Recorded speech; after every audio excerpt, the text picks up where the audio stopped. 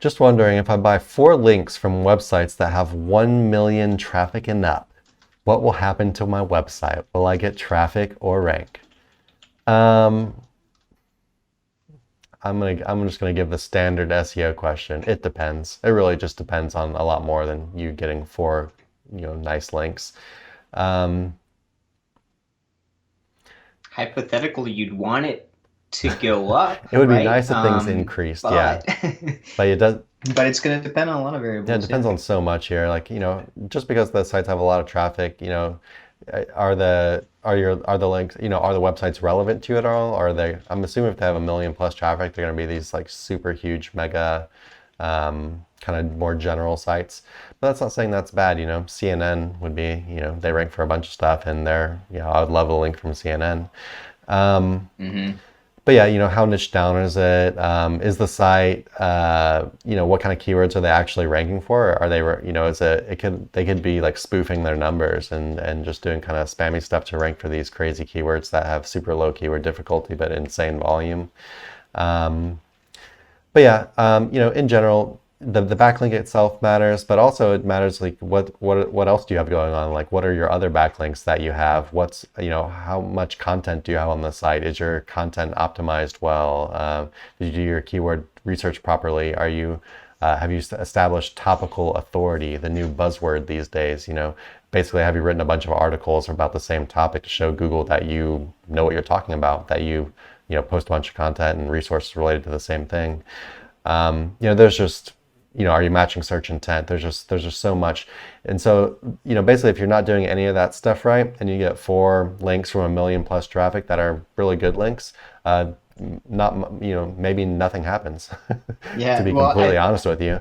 I think more Um, often than not, yeah, that's kind of what happens. yeah. So, instead of really focusing on trying to get these 4 super incredible links, whatever, I would just focus on the fundamentals. Focus on doing all that other stuff about your content that I mentioned, doing that correctly, and then building, relevant links from quality sites. And they don't have to have a million plus traffic. That's insane. A million plus traffic is insane. If you get a link from them and it's actually a good link, then awesome, go for it. But your focus should really be elsewhere because these are kind of these like unicorn links that you're not going to really get too often or whatever, and you don't honestly just you don't even need those kind of links to succeed.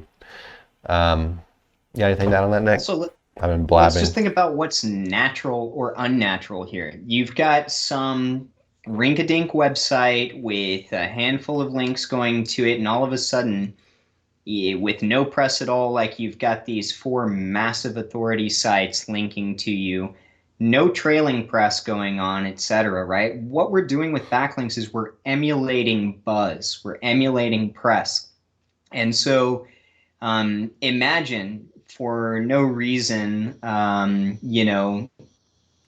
this small local website or whatever the website is gets hit by 4 different sites. Let's say the big news sites that we know get over 1 million traffic, CNN, etc. But then there's no trailing buzz, meaning smaller sites that are kind of piggybacking off that news, etc. The picture is rather incomplete. And I'm not saying that it can't help you, but whenever I'm deciding on what backlinks to use or how I'm building out a campaign, I start with a narrative. And I start by creating a concept that would exist naturally, right? Like the story exists, and then what it would look like to the eyes of Google. And if you start with that and you're good at conceptualizing things, and this is another instance where you can go through, especially websites that have had content go viral, you can learn a lot by analyzing that data. And you can get recipes that look more natural. And that's going to increase your ability to get positive movement in the SERPs, right?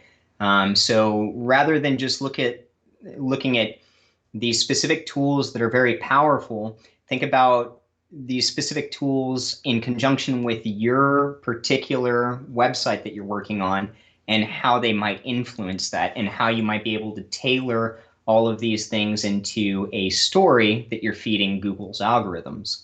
A lot of people don't talk about this, but I was speaking to a buddy of mine who's, he's an artist. He's a writer. He's a director.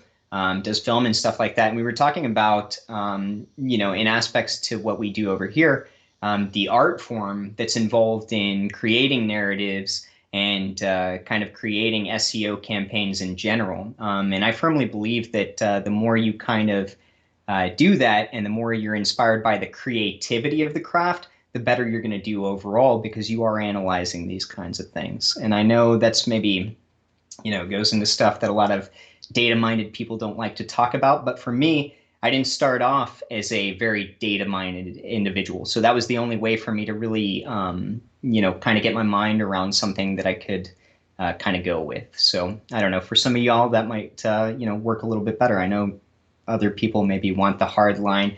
Well, this is what you need to do in this percentage, etc. For me, that's never been something that really worked for me. Hey everyone, thanks for watching. Be sure to check the links below for more info on this topic, as well as other cool stuff like SEO case studies, our Facebook community, and our link building services. And like always, please like, comment, and subscribe if you enjoyed the video. Thanks, and happy ranking.